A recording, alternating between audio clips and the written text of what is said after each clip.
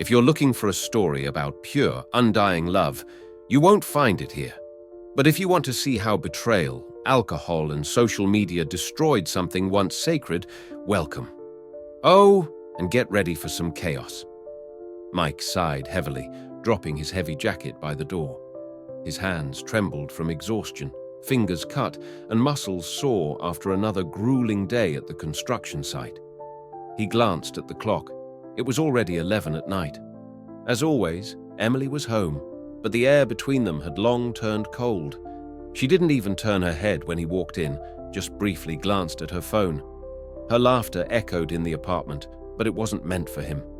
She sat on the couch, scrolling through Instagram stories, texting someone again.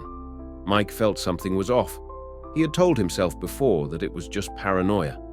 But lately, Emily had been spending fewer evenings at home, more often saying she was out with the girls at clubs, coming back late, barely able to stand. Something wasn't right. At first, it was the little things, new dresses, expensive perfumes he hadn't bought, endless phone notifications. She avoided conversation, her gaze had lost warmth, and her touch was rare and distant. Evenings turned into silent moments in separate rooms. He knew this feeling, that sinking sensation when you realize everything is falling apart but have no proof. He had stopped asking questions because he already knew the answer, indifference or accusations of being paranoid. That night, when she said she was going out with the girls again, Mike didn't ask where. He just nodded, watching her dress up, apply makeup, put on that red dress he had never seen her wear for him. He already knew what was happening. He just didn't have the evidence yet. A cold weight settled in his chest as he did something he once thought was beneath him. He opened Instagram. And there it was. A video posted by one of her friends showed Emily in the middle of a club, flashing lights, loud music, a drink in her hand. Then, she kissed a stripper. Passionately, openly, without a hint of hesitation or fear. She was so drunk she didn't even realize she was being filmed, but this wasn't just a moment of drunken stupidity. The more Mike scrolled through stories and posts, the more he saw. This wasn't the first time, and judging by what he found, it wouldn't be the last. Mike felt the ground shift beneath his feet, but this was just the beginning. The next morning, the weight of what he had seen still pressed down on him. His head felt heavy, like he had been hit. He sat at the edge of the bed, staring into nothingness, his phone still open to the same Instagram page. The video wasn't gone. The comments below it only confirmed what he now knew for sure.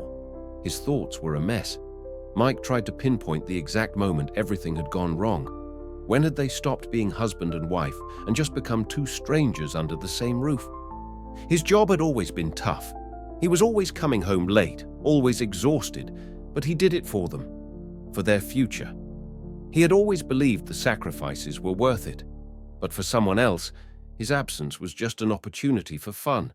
He wanted to smash his phone, erase this evidence, erase the memory of what he had seen.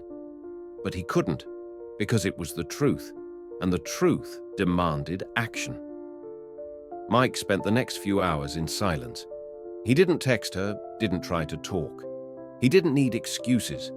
He had already decided what he had to do. A deep dive into her social media gave him more than he expected. This wasn't just one night of madness. This was a pattern. He found dozens of photos, videos, hints he had once ignored. She hadn't just been with that stripper. There were others. And then he found the worst of all. Among them was her co-worker, John, a married man, a father of two. This wasn't just a casual flirt. This was betrayal that had been going on for months. And now Mike knew the full truth. His hands no longer shook. He knew what he had to do next. Mike had no intention of causing a dramatic scene. No yelling, no broken dishes, no desperate pleas for explanations. His revenge had to be quiet, calculated, flawless. He was no longer the man looking for answers. He was the man preparing to strike. He started with the simplest thing: money, the shared bank account. Now only his. Emily's card declined at checkout.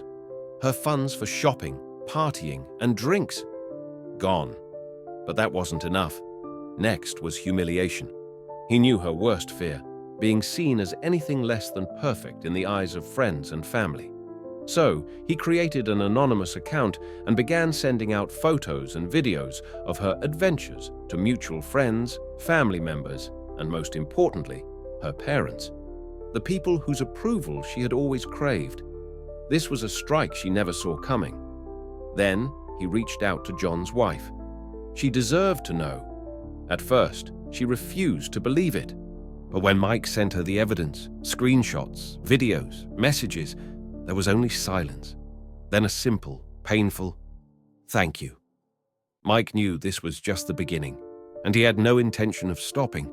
Mike was not the kind of man who sought revenge in the heat of the moment.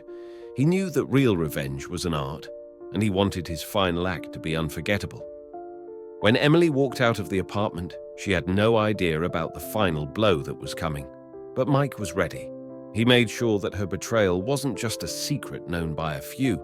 It became part of digital history. Photos, videos, screenshots of messages, all neatly compiled into a massive Facebook post, tagged with the right people and captioned with a touch of irony. A few moments my wife tried to keep from me. I think it's time to share them with everyone. Time passed, and his life slowly became simpler. He got used to the silence. He got used to waking up without that heaviness in his chest, without wondering where she was and with whom. One day, he received a message from her. "Mike, please, give me a chance to explain. I have nowhere else to go." He just smiled and deleted the message. She had made her choice, and he had made his. He was not a victim. He was free.